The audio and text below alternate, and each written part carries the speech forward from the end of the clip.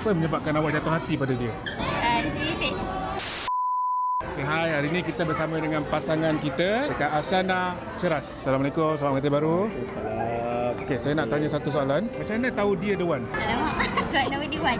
Sebab sebelum-sebelum ni saya tak pernah ada rasa perasaan yang lain. Bila once dengan dia, saya rasa macam sekepala. Antara both of you, siapa yang confess dulu? Jawab awak. Saya confess.